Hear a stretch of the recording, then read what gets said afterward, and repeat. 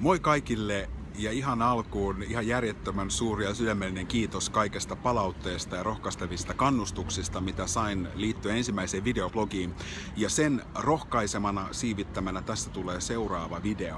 Mä ajattelin tänään pohtia vähän kasvavia turvapaikanhakijoiden määriä, mistä on viime päivinä käyty paljon keskustelua. Ja toisaalta mikä on sen suhde yksittäisen suomalaisen hyvinvointiin, elämänlaadun kohoamiseen ja onnellisuuteen ja uusiin näkymiin. Viime päivinä lehdissä on paljon puhuttu siitä, nyt on tullut uudet ennusteet siitä, että Suomeenkin on tulossa valtavasti lisää turvapaikanhakijoita. Paljon isompi määrä kuin mitä on alun perin ennakoitu tai odotettu. Jolloin tietysti alkaa se keskustelu, että mihin kaikki nämä ihmiset sijoitetaan. Ja nyt meillä on ollut tarinoita eri kunnista, missä päätösprosessi on kesken. On kuntia, jotka ovat päättäneet ottaa jotakin tyhjiä tiloja käyttöön ja avata ovensa näille turvapaikanhakijoille sadoille, miksei jopa tuhansille. Mutta sitten meillä on myöskin ollut kuntia. Yksi tämmöinen kunta on Forssa, joka oli tehnyt kunnanhallituksessa jo päätöksen, kunnanvaltuustossa päätöksen, että Forssaan ei tällaista uutta keskusta turvapaikanhakijoille tule.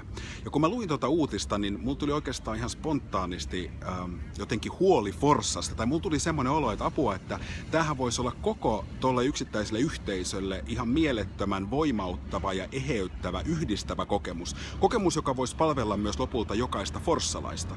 Jos me ajatellaan tilannetta, että jossakin tuolla maailmalla on ihmisiä, jotka ovat joutuneet pakenemaan omasta kotimaastaan, koska heidän henkensä on uhattuna, heidän kotimaassaan on sotaa, he eivät voi enää asua siellä. Ja he ovat tulossa Suomeen. Jos me ajatellaan, että forssalaisilla olisikin yhtäkkiä se voima ja kyky auttaa näitä ihmisiä, tarjota sitä ensimmäistä suojaa, turvaa, 2 viikkoa aikaa, 500 ihmistä tulossa, koko Forssa ikään kuin pistäisi voimansa yhteen ja lähtisi kunnostamaan sitä keskusta, valmistamaan asioita niin, että lopulta kun ne ihmiset saapuu Forssaan, niin siellä olisi hyvä ja turvallinen paikka heille. Kyllä mä ajattelen, että oli ihmisen tausta mikä tahansa, niin tämmöinen kokemus voisi olla aika voimauttava. Se voisi yksilölle aika paljon antaa tunnetta siitä, että mulla onkin mahdollisuus vaikuttaa tähän maailmaan, tai hyviä asioita tapahtuu, hyviä asioita syntyy.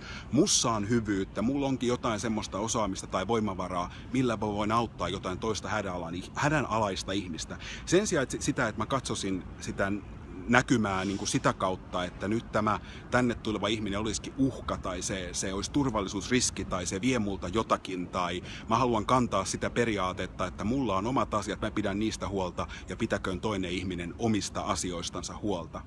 Niin minkälaista tunnetta se ikään kuin sytyttää sinussa ja minkälaisia näkymiä se antaa elämälle versus se, että mä avaan oveni ja mä olisinkin osa sitä ketjua, missä mä autan toista ihmistä. Ehkä mulla on joku taito, mä oon puuseppä, mä menen kunnostamaan sitä keskusta niin, että siellä on ovenlistat ja kynnykset hyvässä kunnossa, kun turvapaikanhakijat saapuu paikalle, niin sillä teolla mä olisin osa sitä auttamisen ketjua, solidaarisuuden ketjua, globaalia ketjua, missä ihminen auttaa toista ihmistä ja ymmärretään se, että meillä kaikilla on erilaisia elämänvaiheita.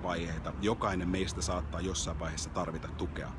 Mä oon ottanut omassa henkilökohtaisessa elämässä ihan viime aikoina sellaisen tavoitteen, ja tää ei tee musta mitenkään jaloa ihmistä, vaan oikeastaan mä teen sitä sen takia, että mä huomannut, että sillä on vaikutusta myöskin mun omaan hyvinvointiin. Mä oon nimittäin päättänyt, että joka päivä ennen nukkumaan menoa, sen päivän aikana mun täytyy sanoa jotakin positiivista, kaunista, kannustavaa jollekin ihmiselle.